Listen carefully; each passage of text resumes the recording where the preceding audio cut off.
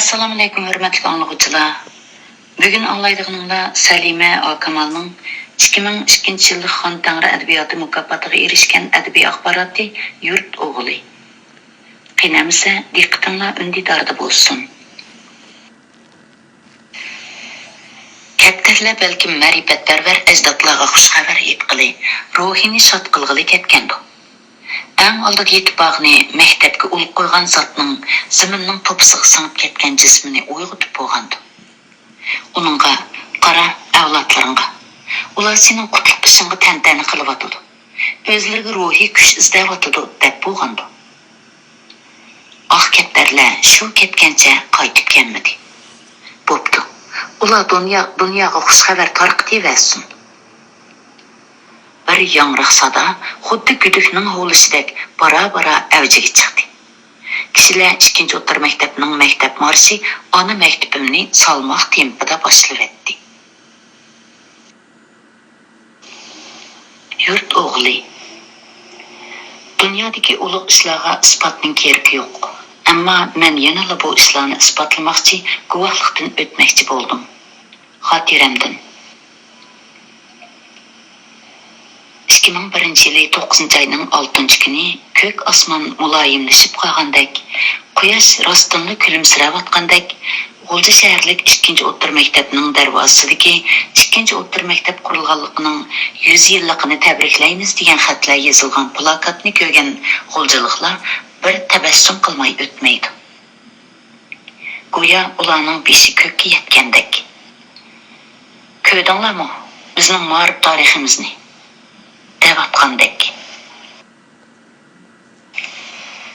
Hem keng, hem uzun eteklik rangdar ko'ylaklarni kiygan, 41 tal soch o'rgan qizlar maktab qo'rosiga kirib atgan mehmonlarga yo'l chetida turib adab bilan ta'zim qilib, hurmat bildirmoqda. Yüz raqami gul shaklida cho'ngaytib tushirilgan rais sahnasiga va sahnaning ichki tarafiga tizilgan yuzlagan o'rindiqlarga maktabning peshqadam o'qituvchilari, mushu maktabni kuttirib jamiyatga kuch berayotgan olimlar, yozuvchilar, sobiq harbiy qo'mondonlar, san'atkorlar, rahbariy kadrlar o'rinlashgan.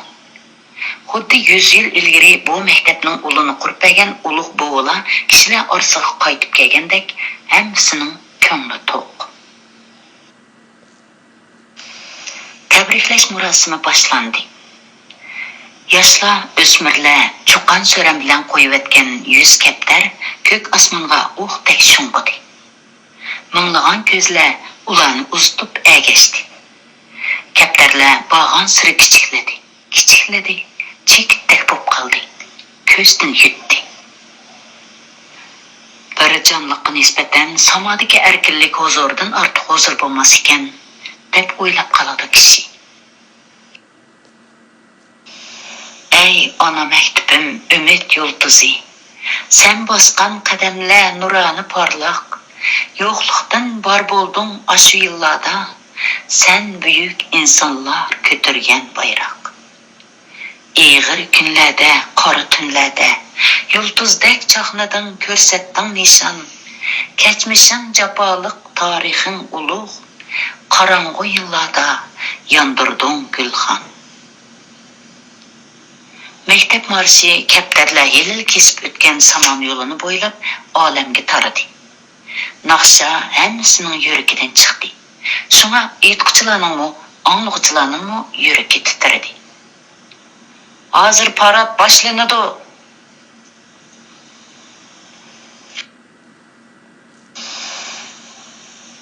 Ratlik kiyingan 100 nafar o'quvchi yer shar modeliga kirishtirilgan maktab girbini ko'tarib maydonga avval kirdi. Model atratidan keyingi 100 rangdor bayroq ko'targan bayroqchilar atratining oxirgi reti maydondan uzilishiga sho'x, jonliq Uyg'ur muzikasi xuddi Hasan Husandek cho'lalgan bayroqchilardan texi ko'z uzmagan kishilarni ili sanma so'riniga tatdi. Uchisiga holran ko'nglik, beshiga chiman do'ppi kiygan o'quvchi qizlar goh etaklarini ko'tarib, goh ta'kidga keltirib tabassum qilib usulga tushdi. Muzikaga jo'r bo'lib chelingan ritmlik chavak paradni avjiga ko'tardi. 100 kişilik diskochilar atirti maydonga chaqmoqdek tez paydo bo'lib, zamonimiz yoshlarining jo'shqin ruhini ko'rsatdi. Qushdak ovozi yangradi. Kishilar boshlarini so'zishdi. 100 nafar umoq o'g'il bola 100 futbolni ko'tarib maydonga kirib keldi. Ular sahna oldida to'xtab mahoratini boshlavatdi. Taksi egizlikda tepilayotgan 100 top ko'zga ko'rinmas yipqa bog'lab qo'yilgandek havoga qonqib, yana bolalarning putiga tushadi. Balalar topni kallada qonqitish, to'xtatish, tizda o'ynatish harakatlarini xuddi bir odamdek ishlab, sog'lom badanlik avlodlarning kelgusini yoritishga qodir umid g'unchilar ekanligidan bishorat berdi. Dal shu chaqda, dal shu minutlarda Abdur G'uljidagi nurg'un kishilarga tonish bo'lgan Abduvali Muqit apandining sahnaning so'l tarafidagi bo'sh o'rinda o'ri turg'unicha ko'z yoshlarini surtganligini ko'rib qoldi. Ana, eng suyimli kishilar qo'shini asta qadamlar bilan sahnaga yaqinlashdi.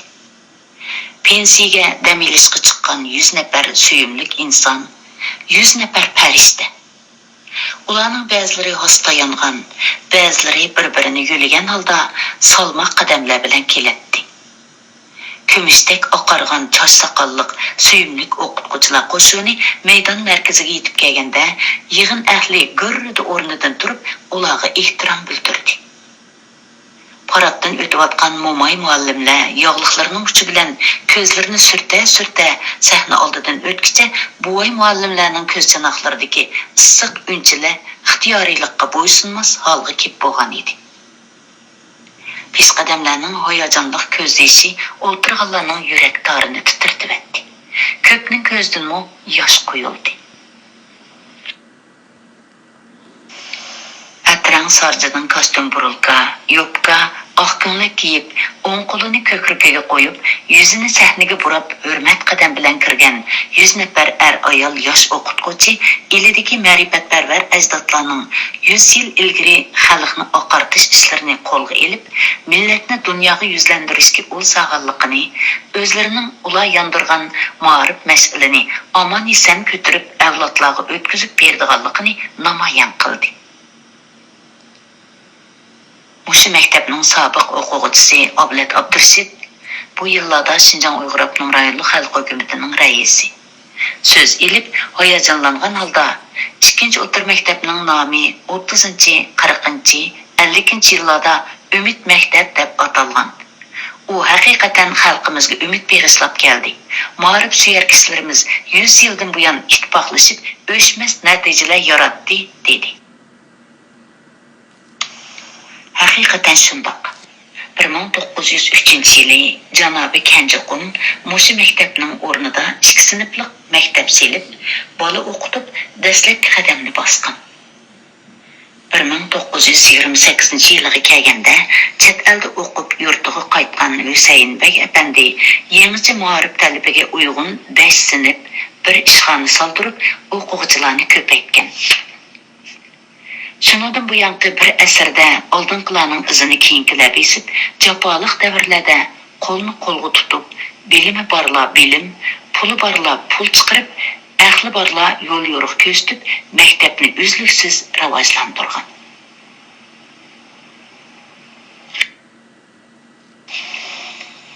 Tabriklash faoliyati yangi mazmunga ko'chganda, Abduvali apandiga yana diqqat qilib qoldi. U ko'pning ichida hammadan oldirash shaxs edi. Kishilar uni chaqirib nimalarni so'raydi-da, tezlikda nalagidu mang'atdi. Kimlardir uni izlab tutib bo'lganda, uni yana birlari navbatdagi ishni o'rinlashtirishga chaqirib ketgan bo'ladi.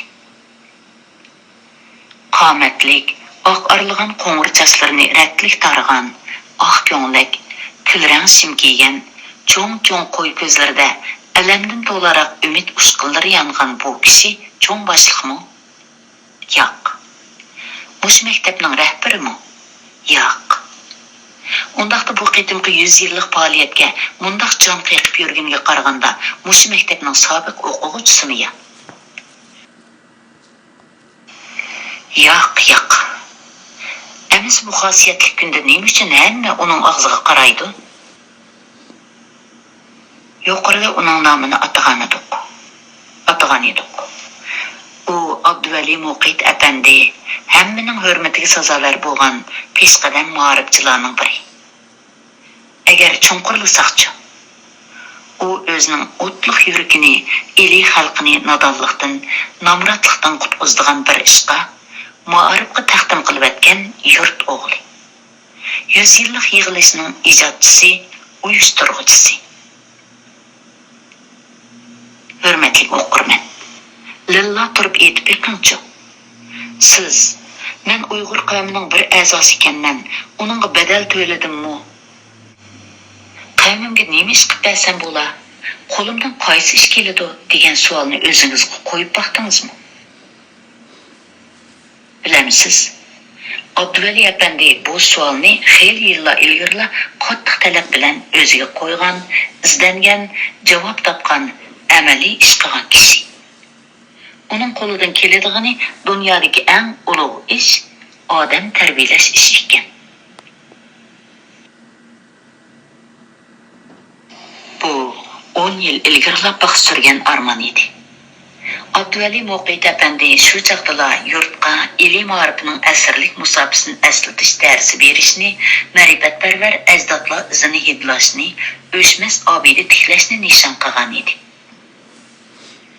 U Qozog'istonda ziyoratda bo'lgan edi. Abduvali apandining ziyorati ko'pincha maktablarni ko'rish, tadqiq qilish, bizning ma'rifimiz bilan bo'lgan farqlar ustida o'ylanish bilan mazmunlandi. Nurg'un narsalarni o'rgandi. Avlodlarga ma'rif tarixini miros qoldirish engimizning tovanligi keltirib chiqargan bo'shliqlarni tepib oldi. Qanday qilish kerak?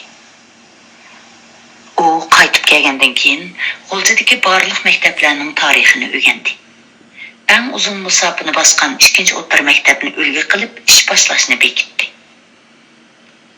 1999-yili uning planimi ideaviy tayyorligini bitdi. Shu kunlarda Abduvali apandi oldin ola pensiyaga chiqqan edi. Pensiya demak orom demak, ammo bekorchilik oqillarni tunjuqtirib etadi ekan. Ishlashni kutib turgan nurg'un ishlar, yilqi ulug' plan uni ma'rifchilar sepidagi eng oldirash shaxsga aylantirib etdi. Abduvali apandi 2-o'rta maktabning 100 yillik tarixini qezib, bir xotira uyi qurmoqchi, eli xalqiga o'zining madaniyat san'atini ma'rif ko'znikdan qayta tushuntirib qo'ymoqchi edi. U 2-o'rta maktabning mudirini tepib planini aytdi. Qo'llashga erishgandan keyin o'zi yetakchilik qilayotgan G'ulji Milliy ma'rif xolis fondi jamiyati bilan 2-o'rta maktab nomidan hukumat tarmoqlariga doklad sundi. Qutlug' ish ana shunday boshlandi.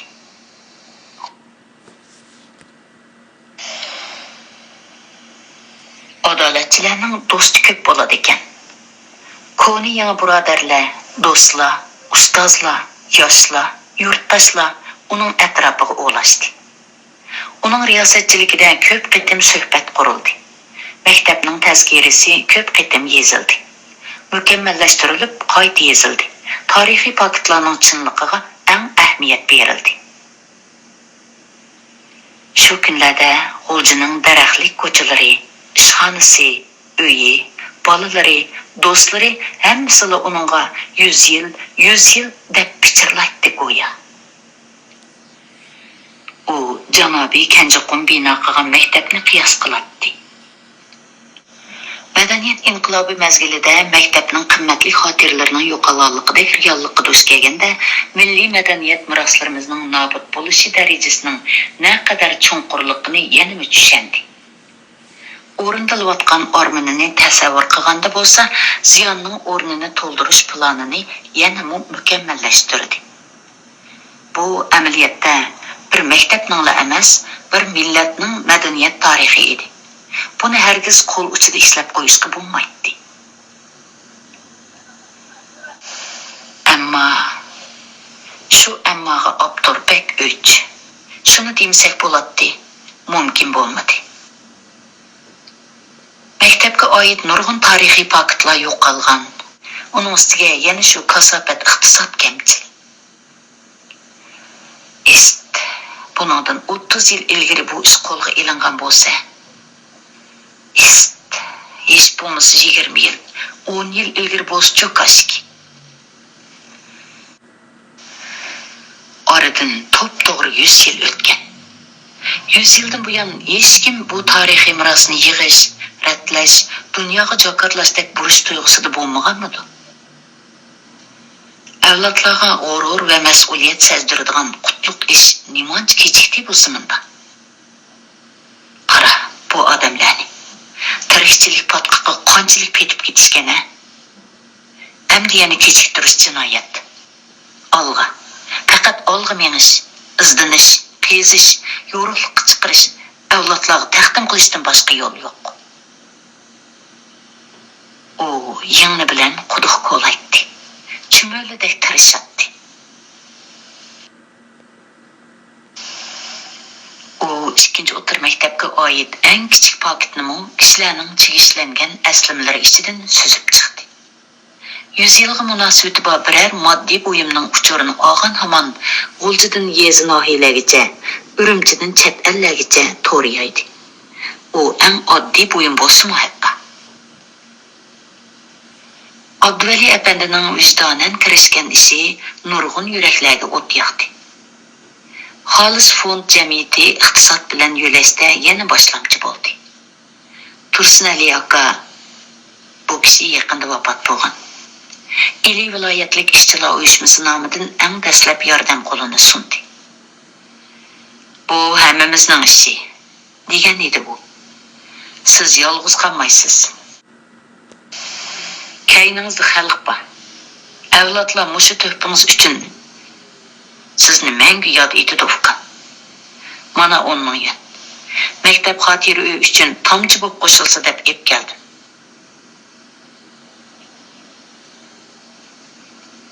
Umid yultuzi ikkinchi o'rta maktab tazkirasining ma'lum qismini o'zgartayli.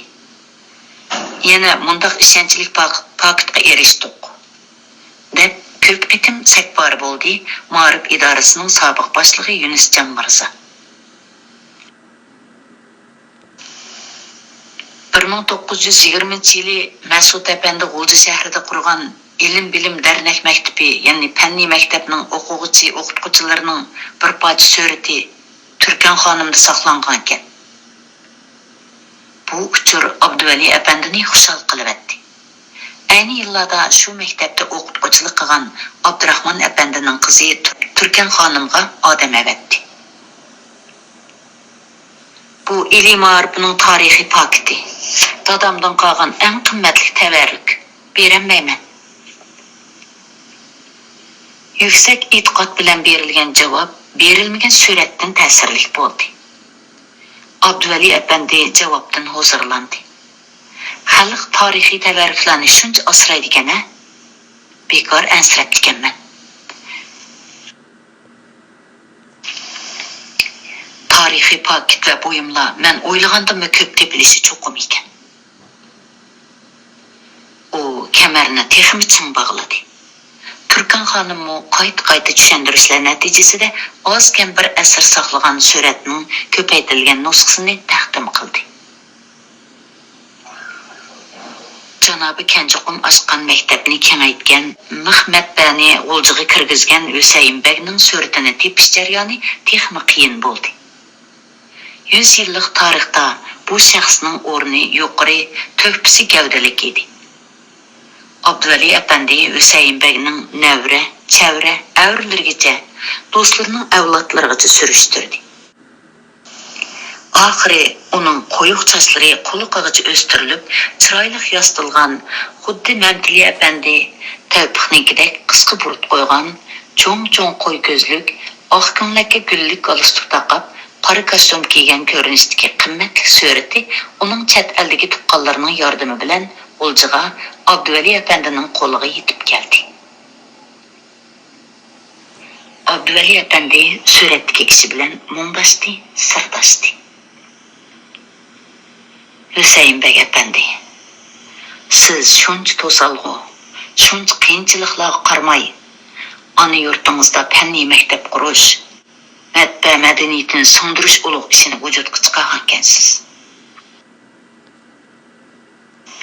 Sizga aytsam, qavmingiz fanniy maktablarni tez qabul qildi. Yulduzdek ko'paytdi. Ko'paytib kelyotdi ta bugungacha. Kishilar asarlarni ko'p yozdi, darsliklarni tuzdi. Mahmatbadi besib chiqarib farzandlarini tarbiyaladi. Ularni dunyoga yuzlantirdi. Siz xosiyatli ishlarni 80 yilning oldida qilgan, bizga yo'l ochgan ekansiz. Sizning yo'lingizdan tushundimki, mayli kim bo'lsin, biri avval asos selishi, kishilar ma'mug'an yo'lga kirishi, topiniga tikan kirishidan, beshidan optab o'tishidan, judunda qilishdan ansirmay olg'a menish kerak ekan. Yillarning o'tishi bilan oltindan qimmatli bu qadam izlarini puxtalaydigan kishilar cho'qim chiqdi ekan. Ikkinchi o'rta maktabning xotira uyini men cho'qim quraman. Oddiy bo'lsa-mu quraman. Yillar uni to'liqlaydi. Avlodlar iz bosadi. Tek oyoq izi tushmagan bu bo'zni oshqinim oshqin.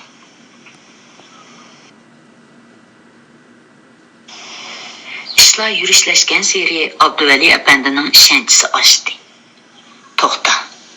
Tazkir yozish, xotira uy qurish. Yana nima qilish kerak? Dog'dug'liq tabriklash faoliyati o'tkazish kerak. Mana bu ta'sirli dars.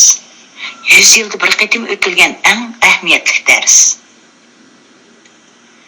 U tabriklash faoliyatining beshi, oxiri mazmuni degandek plan loyihalar dengiziga texmi cho'nqur cho'kdi. Abduvali apandining har bir plani bu xosiyatli ishga barakat yog'dirdi.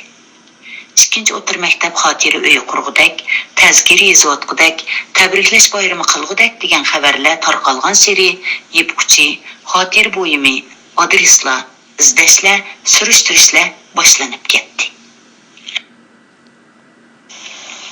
Oltin kan echilishga boshladi. Siraylaka 1937-yili Umid maktabda o'qigan. U xuddi tunigun olgandek pokiz, mukammal saqlagan shahodatnomasini, ko'rsatkichini, ya'ni diplomni xotira saroyiga taqdim qildi. 40-yillarda qurilgan Otalar komitetining hisobotini tutgan Ömerjon Boyning bolalari maktabning shu yillardagi ilm berim hisobot talonlari daftarini topshirdi. Ömerjon Boy nurg'un pul bilan muarifni yo'llagan kishi edi. Dadimizdan bizga qolgan miros buyumlar ichida uning eng azizlaydigani mush hisobot paketlari edi. Deyishdi bolalar. Tova. U chaqlarda poklik tarbiyasi bo'lmagan turuqliq. Ko'pning pulini boshqaruvchilar o'zini shuncha pok tutadi ekan-a? Ömerjon Boy saqlagan paketlar ichida o'zining muarifga taqdim qilgan mol-mulki pulining emas, ko'pchilik hisobiga kirgan mol-mulk pulning chiqim qilinish ahvoli inchga astoydil xotirlangan edi. Bu qimmatli miros shu zamon mo'tivarlari uchun poklik masalasi, loyoqatli inson masalasi, vijdon masalasi bo'lganligiga guvoh bo'ldi. Madaniyat inqilobida maktabning ichi qora quyundan keyingi xarobiga aylanib qoldi. Dedi bu maktabning sobiq ilmiy mudiri Zohid aka. Sinflar, parta o'rindiqlar, odamlar ikkiga bo'lindi. Qimmatli material arxivlar tuturuq qilindi. Ba'zilari axlatga to'kildi. Bir kuni men ustiga 1945-yildan 1956-yilgacha deb yozilgan bir bo'la qog'ozni ko'rib qoldim. Poylab turib isyonchilarning diqqati tushmaganda uni ep ketdim. Mana 35 yil o'tib ketdi. Bu materialning qora sandiqimdan hamon chiqadiganligini, e'tiborlanadiganligini bilgan edim. Sizlarga topshirib beray. Abduvali apandi bo'loqni avaylab ochdi. Oho!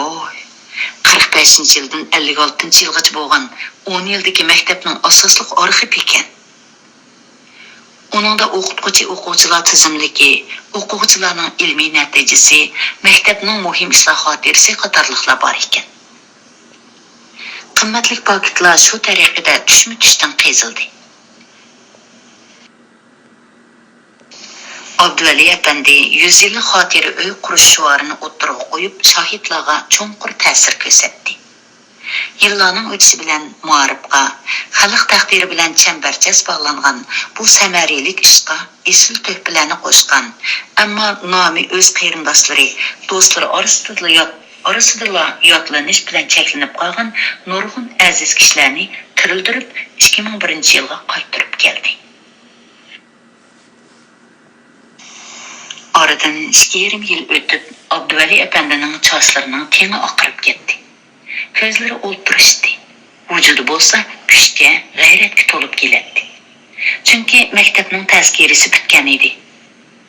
Xotira uyiga necha yuzlagan qimmatli tarixiy surat, nurg'ilgan shahodatnoma, maqtash qog'ozi, o'qituvchining yo'qlama jurnali, maktab muhim ishlar xotirasi, dars jadvali, dars programmasi, medal qatorliq buyumlar jamlanib, ikkinchi o'rta maktabning ichidagi ancha cho'ng bo'lmagan zalga yil tartibi bo'yicha ratlab tizildi.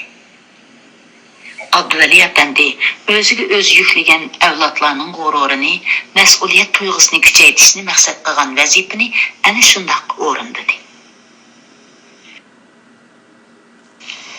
100 yillardan ilgari janobi Kanjaqum o'z qo'li bilan tutashtirgan ma'rifat mash'alini avlodma-avlod o'chirmay kelayotgan iliyliqlarning bu avlodi Kanjaqum uchun oxiri obida tikladi.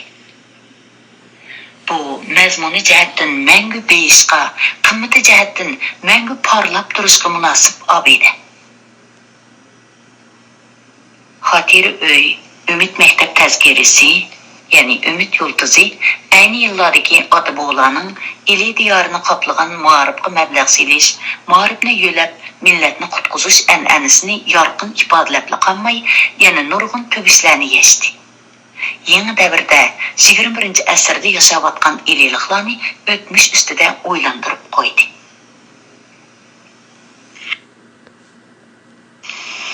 Ba'zi zotlarimiz jafoliq yillarda muarif uchun pul chiqarishni muqaddas burish deb to'nigan. Ba'zilar chet ellardan fan texnika, ilm-fan epkagan. Xuddi ona qush bolalarga og'zida don epkagandek, ba'zilari o'ltiraq uylarni bekorlab bola o'qitgan. Ba'zilari hatto eng tuvan maosh ta'minotidan bahramand bo'lolmay qolgan chog'laridami o'xshashla oxirgi deminimi dars munbariga atagan. Bundaq jangovar o'qituvchi ustozlarning tarbiyalagan o'quvchilarining ba'zilari jang maydonlarida dushman bilan jon tikib elishgan. Vatan uchun, xalq uchun yosh peshining cho'llarda qilishidan qo'rqmagan edi. Aqlli kishilar 100 yil mobaynidagi muarifchilar ruhini bugungi muarifchilar ruhiga selishtirib qoldi.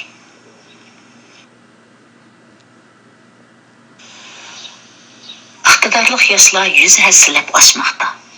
Al-Suyar o'qituvchilar yelimi bo'rdek uprab, shamdek ko'ymoqda. Natijalar ko'p. Biroq yana mundaq ishlarmi bor. 100 yil ilgari 89 yil, 60 yil, 50 yil, 20 yillar ilgari maktablarning atrofida ishratxonalar bo'lmagan chog'lar nimaga yaxshi chog'lar edi? Balkim bolalar pokiz muhitda tarbiyalanish kerak degan prinsip u chog'larda mutlaq ustunlikda bo'lsa kerak.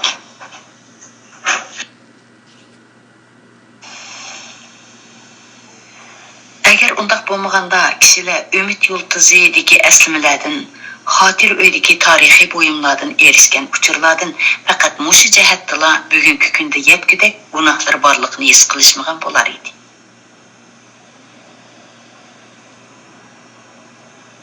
Ba'zi o'qituvchilar tarixdan bugungi maktab muhitlari bilan o'xshamaydigan nurg'un selishtirmalarni topdi. O'ylanishga majbur bo'ldi. Ba'zi kishilar oshkora g'ulg'ula qilishdi. Bugungi o'qituvchilarning maoshi bek ko'p hisoblanmasimi, ammo bir qism idora o'rinlarining xizmatchilarininkidan xeyli yuqori. Shundaq turuqliq ba'zi maktablar pul topamiz deb maktablarning atrofini pit bozorga aylantirib oldi. Bu bozorlardan kelgan ijara puli milliy ma'rifimizning yoki qiyinchiligi bor qancha o'qituvchining qo'lini uzartar?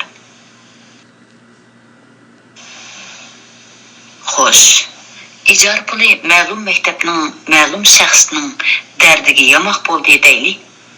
Undaqda maktab atrofidagi do'konlarda kunda pul xərcləb bədxərclik tərbiyəsi alğan balalarning yoki puldar balalar qarab bo'yni qisilgan, ko'ngli azar yegan nomrod balalarning dardiga kim yomoq solar?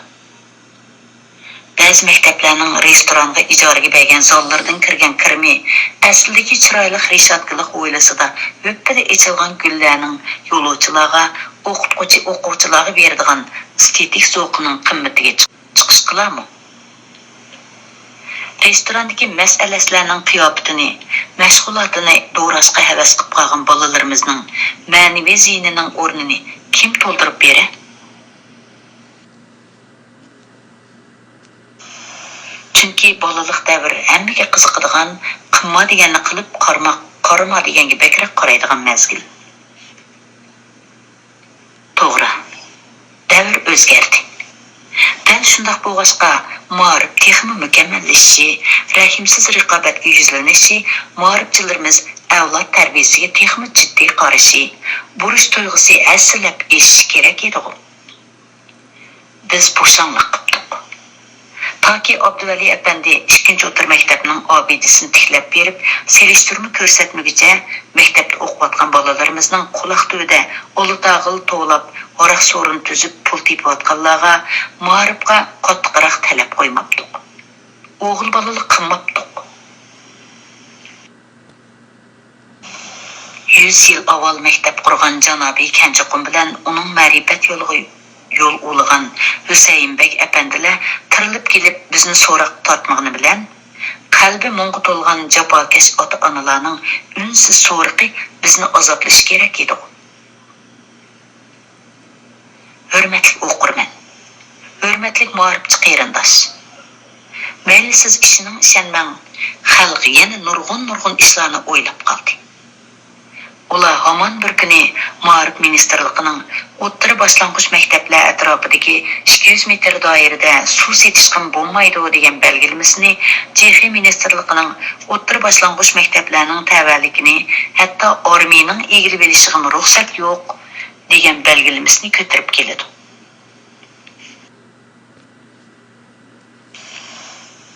Ular aşı bezmixonalarni, yashikdagi haraqlari, oraqkash cho'pqatlar bilan aşı ko'nirib ketgan yemakliklarni oliyishil poqiroq qog'ozlarga o'rab, bolalarimizni aldab sotadigan bodkalarni tuyi bilan o'rib tashlaydi. Men ishonamanki, elining 100 yillik ma'rif tarixi bilan tanishgan har bir inson bu ro'shan selishtirmadan mush masalada agib bitib ketolmaydi. Vijdoni azoblanmay, savol qo'ymay turolmaydi. Shu chaqda bizga hozir o'quvchilarimizning hammasi o'z qarindishim, ularning kelgusi mening kelgusim deyalaydigan, o'zini avlodlarga minnatsiz beg'ishlay oladigan o'qituvchi kerak. Milliy ma'rifimiz ashundoq fidokorlarga muhtoj deb jakarlaydi. Xotir uy bilan umid yulduzining xalq orasidagi ta'siri mushu ro'jakdan portlaydi. Abduvali Muqayt tikilgan obida garchi o'tmishga tava bo'lsa-mu, ammo u yana 100 yil jimjit turgan o'tmish emas. Zerikkanda varaqlaydigan ma'nisiz albommi emas. Abduvali Muqayt tikilgan obida garchi o'tmishga tava bo'lsa-mu, ammo u yana 100 yil jimjit turgan o'tmish emas. Zerikkanda varaqlaydigan ma'nisiz albommi emas. Taraqqiy topgan ba'zi davlatlarda kishilar ziyolilarni bo'lakcha hurmat qiladi. Chunki ularning nazaridagi ziyoli bizning 70-yillarda boshlang'ishdan oliy maktabgacha o'qiyotgan hamma o'quvchi ziyoli atilib qolganidek, undaq otoqdagi ziyoli emas, balki hech bo'lmasa 3 avlod o'qimishli kishilarning o'qimishli avlodi degan o'qimni berdi. Ularcha buvang bilimlik bo'lsa, otang kitobiy bilimlardan boshqa otasidan nurg'un bilimlarni o'rganadi. Ikki avlod bilimli kishilarning ajri bilan sen ham kitobiy ham amaliy tarbiyaga texnik ko'p erishalaysan. Bilim qurilmaning asosi puxta bo'ladi. Albatta, mundaq puxta asos bilan sen avlodingning putiga sanjilgan tikan emas, sifatli poyandoz bo'la olaysan. Shunga sen hurmatga sazovarsan deganlikdir. Xo'sh. Ondaqda mengisi ma'rif uchun tuzilgan yangi planlardan bo'shamaydigan, biri o'rindalsa yana biri, yana bir nechasini qatorga tuzadigan Abduvali Muqitning aql manbasi, o'zini ma'rifga atash, millatga poyandoz bo'lish ruhining manbasi nada? U bir necha avlod O'g'ilji nahiyasida yashab kelgan Muqit akaning tunji balasi edi.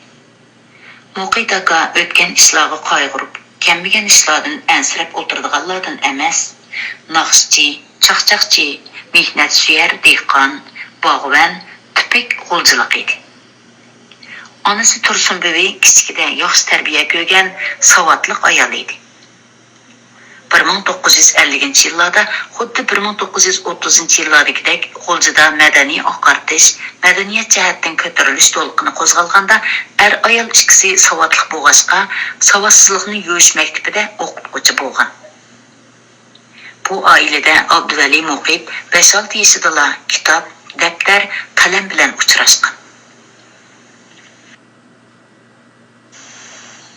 Abduvaliga ilmiy jihatdan hammadan kuchli ta'sir ko'rsatgani buvisi, Tursunbo'ning dadasi Yusuf Saidi apandi. U kishi ayni vaqtda Jim nahiyasining hokimi bo'lgan edi. U qizini har bir yo'qlab kelganida kichik Abduvali uchun bir aql, bir tarix, bir xabar og'ish keladi. U yana Nushirvan Odilni bir kechidagi odillik, yovuzlik selishtirma qilingan ajoyib g'aroyib hikoyalarni so'zlab beradi. Ravon nutqi bilan jahonni tushuntiradi. Uning jug'rofiya bilimlari nihoyat keng bo'lib, dunyodagi muhim davlat, shahar, tog' daryo, dengizlarning nomini yodqa biladi. U o'zining iqtidori, bilimi bilan el ichida hurmatga sazovor edi.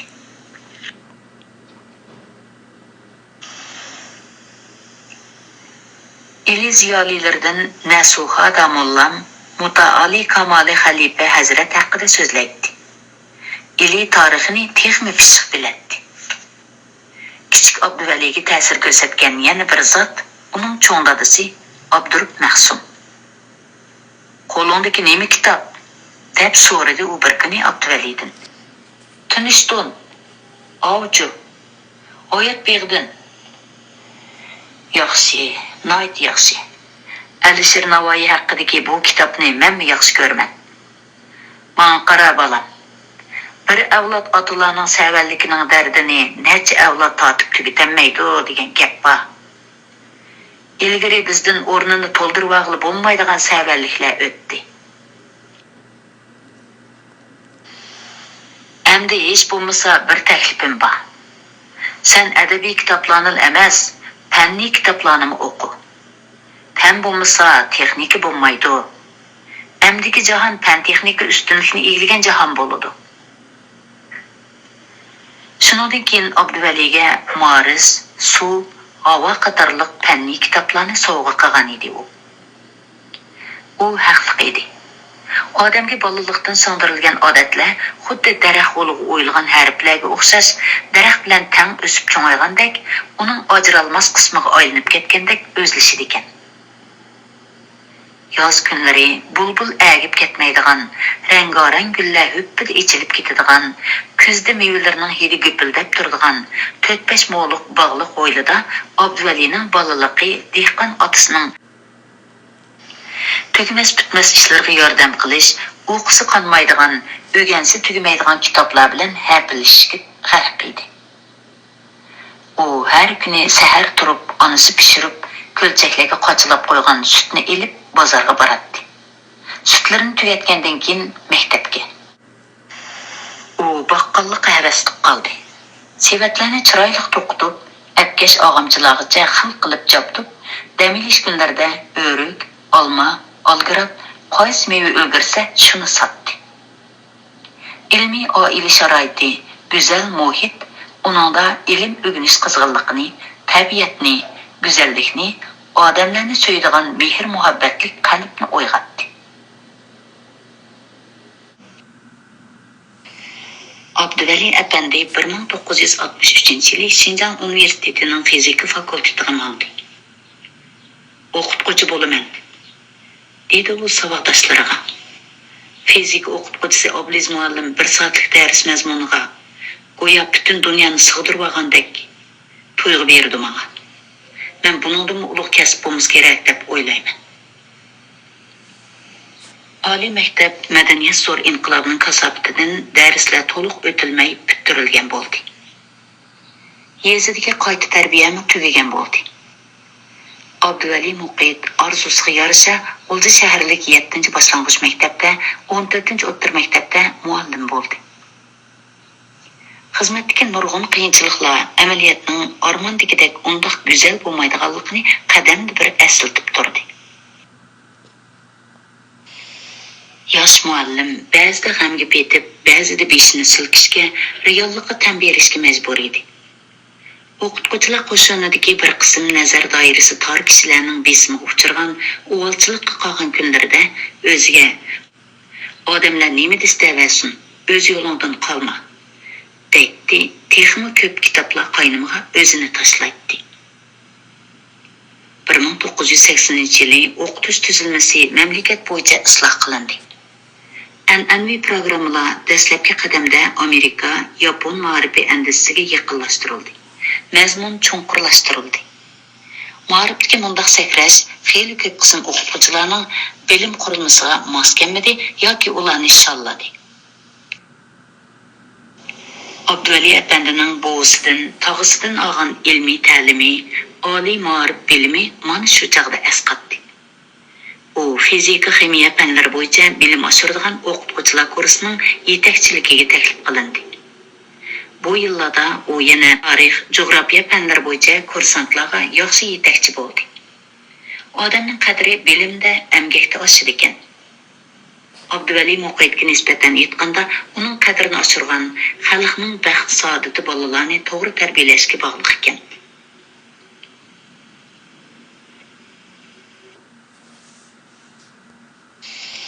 Abduvali Muqitga nisbatan aytganda, uning qadrini oshirgan xalqning baxt saodati bolalarni to'g'ri tarbiyalashga bog'liq ekan degan haqiqatni chin ma'nosidan tushunish fursatlari yaratilgan mazgillar o'sha kunlardan boshlandi.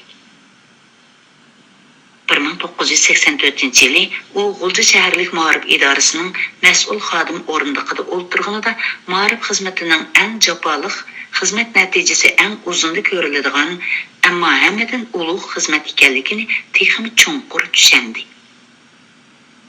Bir mazgillik tekshirish, tadqiq qilishdan keyin 30-yillardan 50-yillargacha bo'lgan mazgilda sifat jihatda Jungo bo'yicha oldingi qatorda turadigan ilmiy milliy ma'rifi nima uchun 80-yillarda ojizlashib ketdi degan temani qo'liga oldi.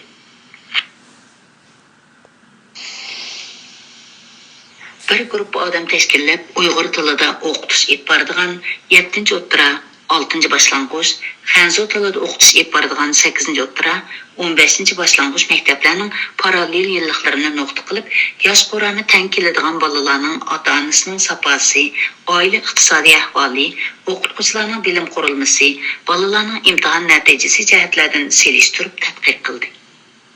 Natijada milliy ma'rif sifatining tuvallab ketishida ota-onalar saposi bilan o'qituvchilar saposining tuvalligi cho'ng to'salg'i bo'lib qolganligi isbotlandi. Ayni yillardagi xizmatdagi noto'g'ri stillarning yamrab ketishi, hukumat ishida pok bo'lmaslik, jamiyatda kishilar orasida bir xil noto'g'ri munosabat to'rini shakllantirdi.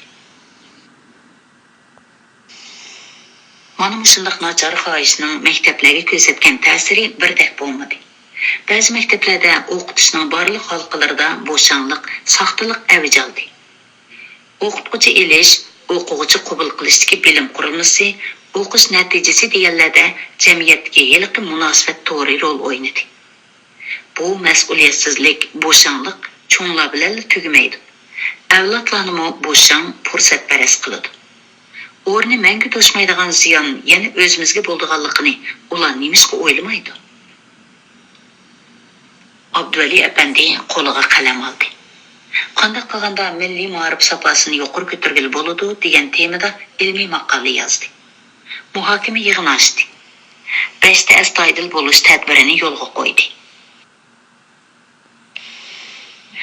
Bu bir qator izlanishlarda bolalarning o'qish natijasining tövəlləşi nuqul holda iqtisodga taqalamdu qatorliq nuqtalarda cho'nqiriladi. Javobda qat'iy qilib, sopaning tövəlləşi iqtisoddan iborat bu muhim omilni chetga qo'yib turgandimi, o'zimizni qutqizish, jafoga chidab avlodlar uchun xizmat qilish, avlod tarbiyasi masalasini millat masalasi yuksakligida tunish engimizning tövəllab ketganligida deb yakunladi. 1994 yıldan başlap G'ulji Milliy Ma'rif Xolis fondi jamiyatining xizmatlariga yetakchilik qilganimda oliy maktablarga yuqori natija bilan o'tgan bolalarimizning xeyli ko'p qismi chet yoqi yezlardagi nomrod dehqon chorvachilarning bolalar ekanligini bevosita his qildim, deydi Abduvali apandi. 1999 yili To'qqiztara nahiyasining eng nomrod Sharg'o'ja yezisidan kelgan bir o'quvchini kutib oldim. U to'liq o'ttirni bitirgicha nahiyada yotoqda yetib o'qigan. Dam olish kunlarida uyga berib kelishda 40 necha kilometr yo'lni velosiped bilan bosgan. U 3 yil ichida uyga qaytganda bir qitimmi avtobusga o'ltirmagan. Uning nazarida 50 pun, bir yam pullar faqat daftar siyoh uchun xarjlanishi kerak. Shunga avtobuslarga chiqish uning turmushida yo'q ish hisoblangan. Uning ota-onasi nomrod muhitni bilim bilan o'zgartirishga ishonch qilgan. Boladimi shu ishonchni yetildirgan. Sharg'uchilik bu bola yuqori nomer bilan oliy maktabga o'tgan. O'qish chaqiriq qog'ozini ko'tarib, xolis jamiyatidan o'qish yordam puli og'ili kelganda biz suyunish bilan unga yordam qildik. Abduvali apandi ana shundoq nurg'un paketlar bilan ota-onalar safosining iqtisoddan muhimligini yechdi. Abduvali apandi rahbarlarning, kasbdoshlarning, xizmatdoshlarining qo'llashi yordami bilan nurg'un tirishchanliklarni ko'rsatdi. Chora amal izladi.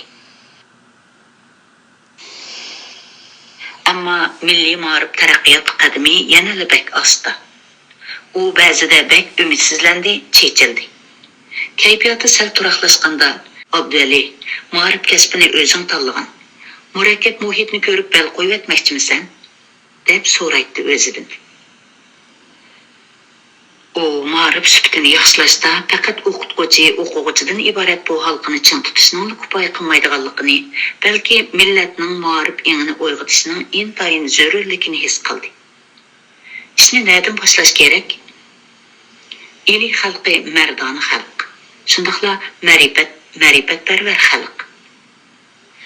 Ular bir asrdan beri elining yangi ma'rifining taraqqiyotiga o'chmas turplarni qo'shgan. To'g'ri, ajdodlarning osh ruhi bizga cho'qim madad bo'ladi. U 1993 yili Xinjiang televiziya stansiyasi bilan hamkorlashib, ilmiy ma'rif tarixiy asos tema qilingan Ma'rifat Gulzori G'ulja nomli badiiy filmni ishlab jamiyatga taqdim qildi. Film jamoatchilik ichida kuchli ta'sir qo'zg'adi. Ma'rifchi bosh qahramonimiz o'zi suygan ish o'rnida ham ish o'rnining sirtidagi ish o'rnida ana shundoq ishlarni vujudga chiqargan, yana bir qism planlarni tuzayotgan edi. Bir yorliq tushdiki, Abduvali Muqit G'ulji shaharlik radio televiziya idorasining xizmatlarini ilgari surish uchun u yerga yo'tkaldi deb. Rostini aytganda, uning ma'rifdan ayrilg'usi yo'q. Ammo amalimi yo'q. Xizmat ehtiyoji deganga g'am qilolmaysan. Abduvali apandi u yerga bordi. Xalq ma'naviy ozuqa ehtiyoji edi. Uning ma'rifchi kollasi kelibla bolalar programmasiga diqqat qildi. Uni mazmun jihatdan beyitdi, shaklini jonlantirdi. Bolalarning qalbidagi so'zlarni o'zlariga yetkazdi. O'zi ota-onalarga bola tarbiyasi haqida leksiya so'zladi. Qiziqlaniylik telefon programmasidami yana ma'rif haqida suhbat, milliy ma'rifning sifatini o'stirishdagi to'salg'u qiyinchiliklarni yengish tadbirlarini o'rgatdi. Tijorat savodlari, tibbiy maslahat, yoshanganlar programmasi, elida radio anglash qizg'inligi ko'tarildi. Ma'rifchilar, o'quvchilar, ota-onalar, tijoratchilar, dehqon chorvachilar, bemorlar qiziq liniya telefoni orqali o'zlari duch kelgan masalalarni tortinmay o'ttirg'a qo'ydi, maslahat oldi, yordam so'radi. Tugunlarni yechdi. Bunun bilan kishilar orasiga mehribonlik urug'i chechilib, o'zaro tajriba almashtiradigan, qo'l tutishib olg'a mangdigan inoq kayfiyat jonlandi.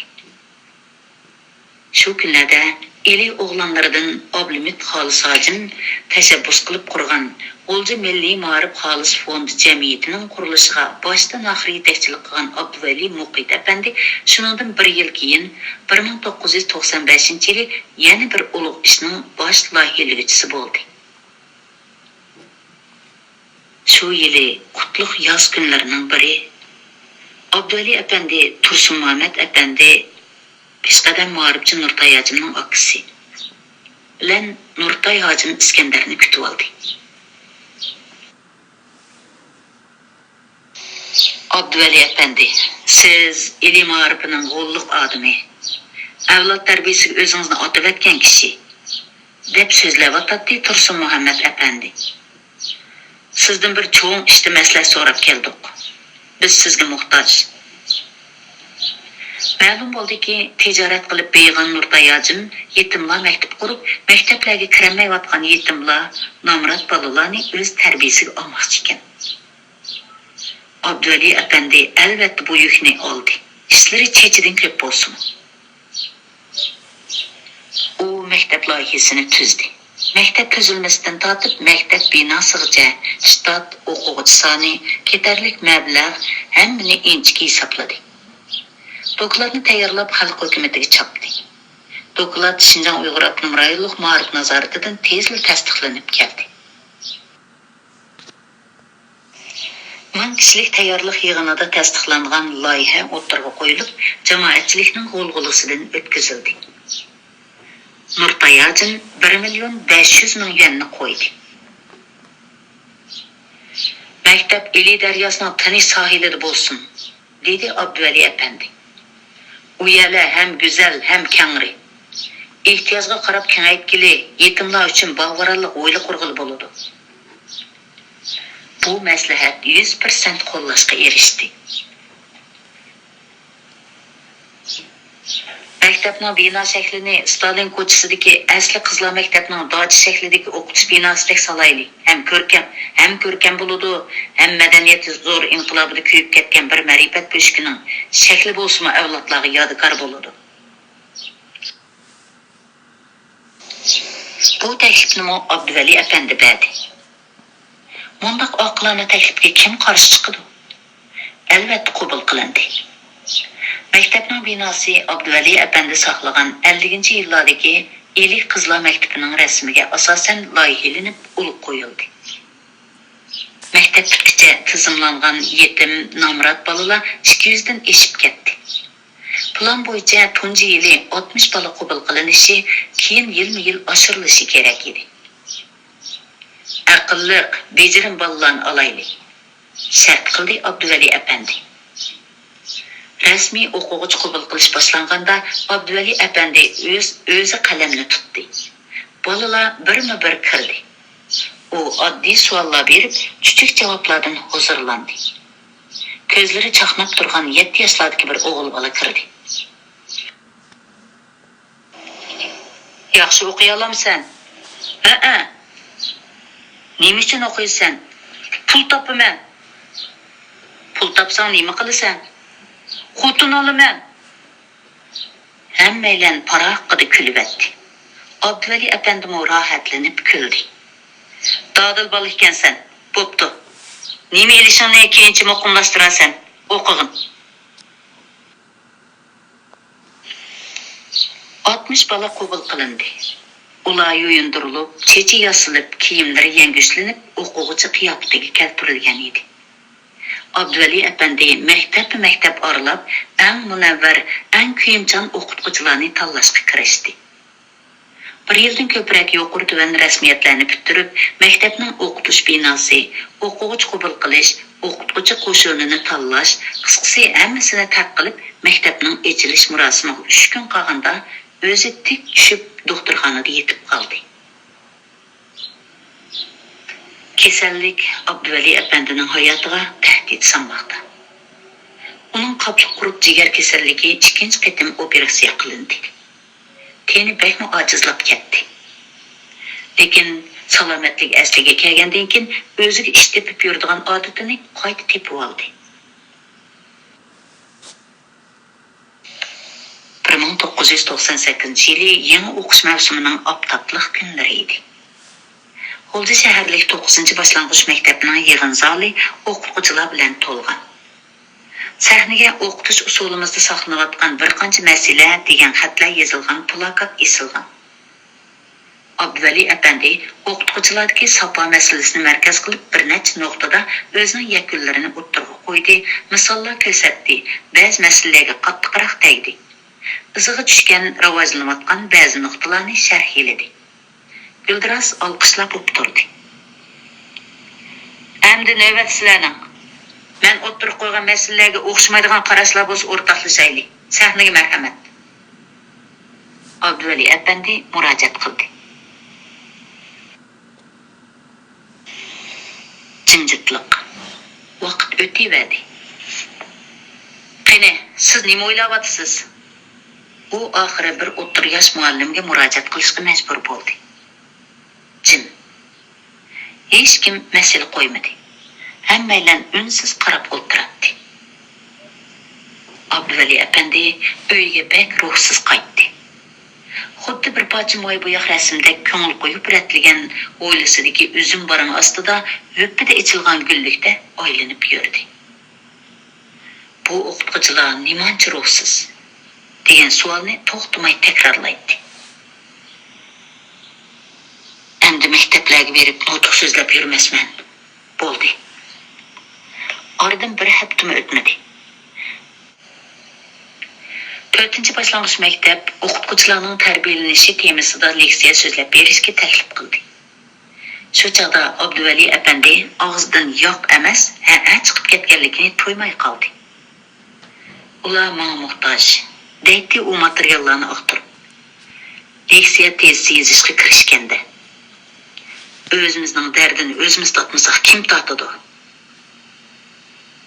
U o'qituvchilarga zarur bo'lgan masalalar ustida keng kushada so'zladi. Ulardan savol so'rab, ancha-muncha javobni oldi. Ammo o'qituvchilardagi jur'atsizlikning yiltisi zodi nada? Bundaq o'qituvchining o'quvchisi dodil bo'la olamdi degan masala uning uchun yanada muhim tema bo'lib qoldi. Madaniyat zo'r inqilobidan ilgari bir avlod layoqatlik o'qituvchilar qo'shini yetilgan edi. İnqilob ularga ig'ir zarbalarni keldi. Ba'zilari jismoniy jihatdan qaltak yeb qardan chiqdi. Ba'zilari ruhiy jihatdan bosh ko'tarmas qilib yetildi. Ular o'rin bo'shdividi, ishchi dehqonlarni asos qilib oliy maktablarga nomzod qilib avatilganlar o'qish bitirib maktablarga kirdi. Bu yerga o'qish bitirib degan so'z qo'shtirnoq ichida. Ularning iqtidorliklari bor edi. Kesib etish kerakki, iqtidorsizlari ko'p edi. Jur'atsiz o'qituvchilarimizning ko'pinchisi ana shundoq o'qituvchilarning o'quvchilari edi. Garchi ularning bilim qurilmasida o'zgarish bo'lganda qismi umumiy safoda tuvanlash kelib chiqdi. Yaqinqi 30 yildan buyon ma'rif sohasining bunday zo'r talabotga uchrashining sababini topganda Abduvali cho'chib ketdi. Uning vazifasi o'ylig'inidanmi ig'ir edi. Abduvali apandining hozir ma'rif sohasida hech qanday bir vazifani o'z ustiga olmagan kishi turuqliq ma'rif uchun bunchalar jon ko'ydirishning sababi to'g'risida so'raganda u mundaq dedi. Hozirgi dunyoda ma'rifning ta'kidlanishi shu millatning kelgusidagi yashash imkoniyatidan darak berdi. Meningcha butun jamiyat milliy ma'rifning sifati tuvallab ketdi degan masalani o'rtaq tunib ketdi. Lekin ma'rifdan iborat intayin muhim vazifani ustiga olgan rahbarlar, xeyli ko'p sondagi o'qituvchilar, nurg'un ota-onalar, xuddi boshqalar kelib biz uchun bu ishni qilib bergandek qo'l qo'yishtirib turibdi. Mushundaq ketaversa, ro'shanki buning natijasi hozirqidimi fojialik bo'ladi. Men bu nuqtani tushungan ekanman. Albatta bu to'g'rida chamamdan yetishcha qo'l selib ishlashim mening vijdonan burchim. Men qandaqdir biror vazifa yoki biror foydani ko'zda tutmadim. Hurmatli o'qirman. Siz ma'rifga mas'ul bir rahbar, bir o'qituvchi yoki bir ota-ona bo'lish sifatingiz bilan milliy ma'rifimiz to'g'risida qanchalik o'ylandingiz? Qanchalik amaliy ish qildingiz? Xalqqa bo'lgan muhabbat ideyadagi narsa. Ammo gezi kelganda u harakatda ifodalanishi kerak. Abduvali Efendi 1998-yildan boshlab ota-onalar maktabining darsligini tuzib, yosh ota-onalarga bolalarni qanday tarbiyalash to'g'risida nurg'un qitim leksiya so'zladi. Uning bu jihatdagi leksiyalari bolalar bog'chisi, boshlang'ich maktab, o'rta maktablargacha, shahardan yeznahiylargacha kengaydi. Bu leksiyani anglag'uchilar yiliga 10 ming odam qitimdan oshdi. U yana o'rta boshlang'ich maktab o'qituvchilariga, o'rta maktab o'quvchilariga maxsus temada leksiya so'zladi. Ko'pchilikni munozaraga uyushtirdi. Sinab beqis rag'batlantirdi.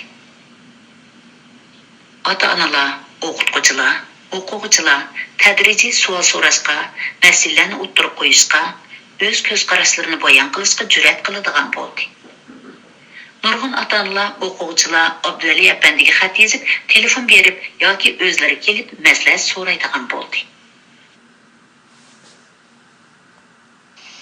Abduvali Apandi sahnada turib talay qitim ota-ona bo'g'uchilar bolalarni o'ylab qo'yishga, uy berishga, miros qoldirishga qarzdor emas. Ammo bolalarni sog'lom, axloqli, g'ururli qilib tarbiyalash uchun jafo chekishga, mablag' selishga qarzdor deb ko'rsatdi. U yana ko'p qitim bolalarimizni qo'liqi yumshoq yavaşlardan emas, balki o'z ko'z qarashlarini dodil o'tirib qo'ya oladigan, g'ururli, umidvor, hayotni qadrlaydigan, boshqalarga yordam berishni xushallik deb biladigan, boshqalarni tushunadigan, rost gap qiladigan, ijodiy tafakkur qila oladigan, kitob o'qishni odatga aylantirgan bolalardan qilib tarbiyalashimiz kerak deb xitob qildi. Shundoq bolalarni tarbiyalashda eng muhimi ularning o'sib yetilish qonuniyatini to'nib yetishimiz, shu asosda ilmiy bo'lgan tarbiya usulini qo'llanishimiz muqarrarki bizni bolalar tarbiyasida yangi bir davrga boshlab kirdi. Bir faylasuf ma'rif mushu bir avlod kishilarning keyingi bir avlod kishilarga bo'lgan yuksak darajadagi mas'uliyatchanligi deb ta'bir beribdi. Menimcha bu ta'bir ma'rifning tub negizini yo'ritib beradi. Bo'libmi buningda ota-ona bo'g'uchilarning burchi alohida gavdalantirilgan.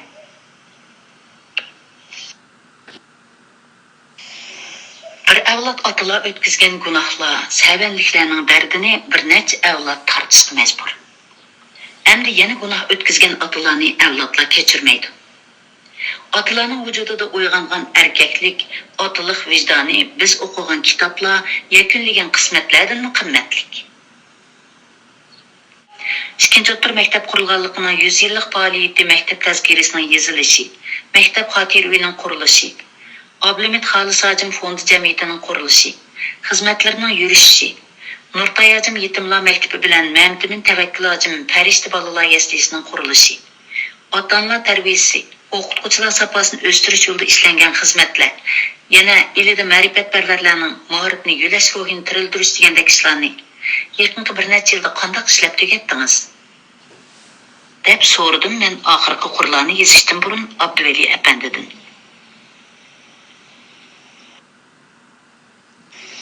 Menimcha oz. Men texmi nurg'un kishilarga yordam qilishni, texmi nurg'un ishlarni vujudga chiqarishni o'ylayman. Hojatmanlarning ishi xalqqa ma'rifga foydali bo'lsa, meni izdishini xohlayman. Men ana shunday odam. Men mangu oddiy ma'rifchi Abduvali bitimchi yashayman. Qimmatimmo ma'rif sepida o'z ma'nosini topgan. Siz ma'rif ishlar uchun nurg'un jafoli xizmatlarni qildingiz. Ortiqingiz chiqqidek xushallik ishlarmi bo'ldimi? Albatta, men tutgan har bir ishning ro'yobga chiqishi men uchun zo'r xushallik. Bir misol olsam, Ota-onalar maktabining tunji qitimliq darsini o'tganda 1000 kishilik klubda birmi bo'sh o'rin qolmabdi. 3 soatdan ortiq so'zlagan bo'lsam-mu, birmi kishi chiqib ketmadi. Balki o'rin yetmaganlar yo'llarda o'rib turib angladi. Men buningdan bekmi hayajonga cho'mdim. Tekstini oxirlashtirganda yig'in maydonidagi guldiras olqish sadosi uzoqqacha quloq tubimdan ketmadi. Mana bu xalqning menga bo'lgan zo'r qo'llashi, muayyanlashtirishi, ilhomi. Buningdan qandaqmi ordiqingiz chiqmasin? Sizcha navbatda asosiy ma'rifimizning tarbiya mazmuni mukammalmi? Bu bir cho'ng tema. Shundaqla bas munozir qo'zg'ayotgan bir tema. Lalla gapni qilsam, oliy maktab imtihoni asosiy ma'rifni nobud qilib etdi. Asosiy ma'rif kelgusidagi madaniyatlik puhralarni tarbiyalashni asos nishon qilish kerak edi. Hozir biz oliy maktablarga berib o'qiy oladigan 20% o'quvchini tarbiyalash nishon qildik. Tarbiya nishonidagi eg'iz cho'ng. Bu masalani bu o'rinda bir necha ig'iz so'z bilan sharhlash qiyin. Shundaqdimi mush fursatdan foydalanib, maktab mudirlariga demoqchi bo'lgan bir necha taklifimni aytib olay. Ma'rif ministrligi, maktablar ministrligimiz tuzgan tarix, geografiya darsligini zarur o'qishlik qilish bilan birga, har qaysi joylar o'zining alohidligiga uyg'un keladigan yurt tarixi va yurt geografiyasi darsligini tuzib qo'shimcha o'tisi bo'ladi deb aniq ko'rsatgan. Ammo maktablarimiz bu muhim ishni ishlamadi. Yurt tarixi darsimi kechikib ketdi. Bolalarimiz boshqa millat, boshqa davlat tarixini o'rganib, o'z yurtidan chiqqan tarixiy shaxslar, tarixiy xotirlar, tarixiy namoyandalarni bilmasa, bu g'alatilik. Maktablardagi tarix o'qituvchilari yurt geografiyasiga kelsak, bu shu yurtning tabiiy geografiyasi bilan zich bog'langan bo'lib, o'quvchilarning o'z yurtining muhitini asrash engini o'stirish bilan zich munosabatlik.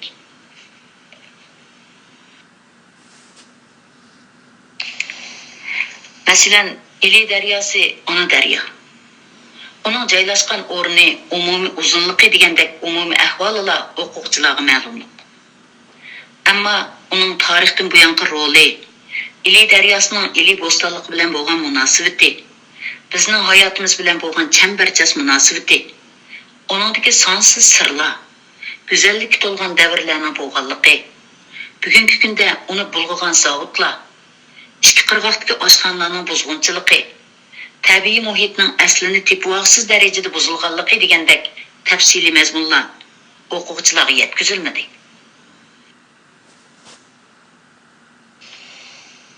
Ondaqda hozir 7-8 yoshga kirgan bolalar, men esimni topsam Ili daryosining bo'yida so'liya xaltlar uchib yurgan, chivillar g'ojildishib ketgan ekan, Ili daryosi zavodlarning yundullarini, odamlarning eshib qolgan tomoqlarini yig'ib to'kadigan yundi avriziga aylanib ketgan ekandan boshqa nimani deyalaydi?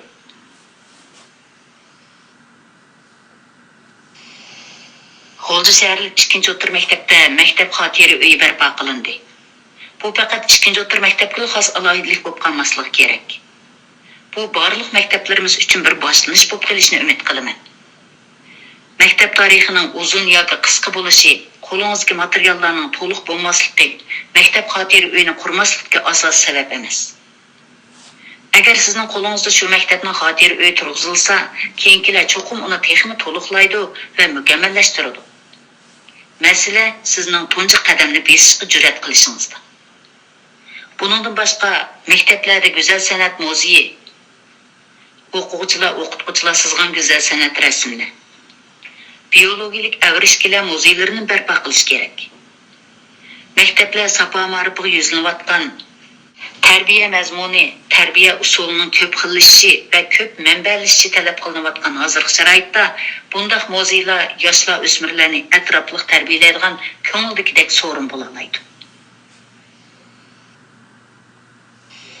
Sizning bu muhim xizmatlar, ammo texnik qo'lga ishlanmayotgan xizmatlarni boshlamchilik bilan ishlash planingiz bormi? Chunki siz 30 yilga yaqin ma'rif safida ishlab, boshqalar bayqamagan nurg'un masalalarni bayqadingiz. Nurg'unlarni qo'l silib ishlab tajriba to'pladingiz. Oldi bilan oliy bilim yurtlarida o'qib kelgan yosh, iqtidorli tarix, jo'g'rafiya, biologiya o'qituvchilarimiz ichida biri emas, bir nechasi yangilik yaratadi. İjodkorlik ruhini namoyon qiladi deb ishonganligimni aytib qo'yay. Chunki hozirgi dunyo ijodkorlar dunyosi. Boshqalar mengib chingdib etgan yo'ldan emas, hech kim mangmagan jig'on chatqonlardan mengib yo'l ochganlarning dunyosi. Ojizlar hamon kuchliklar tarafidan shollab etiladi. Kuchliklar bo'lsa, bizga nisbatan hozirgi zamonda kuchini jangda emas, tanda ifodalash kerak.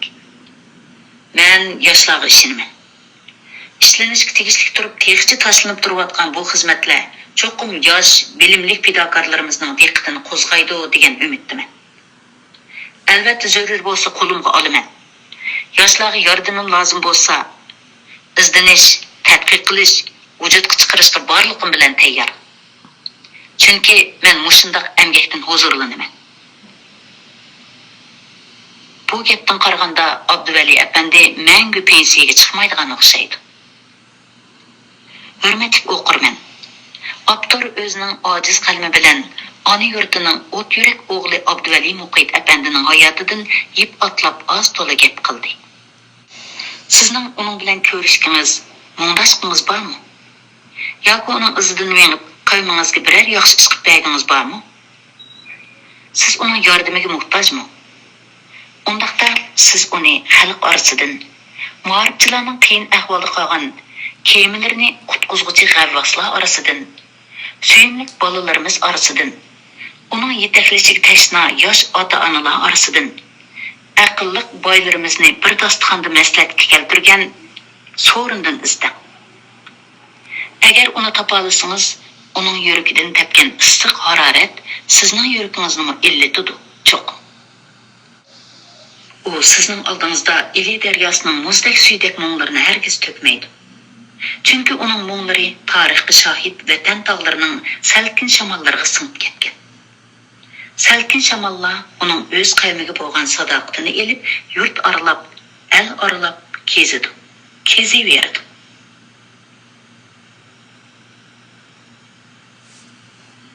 Ili daryosi jurnalining 2002 yillik 1-sonidan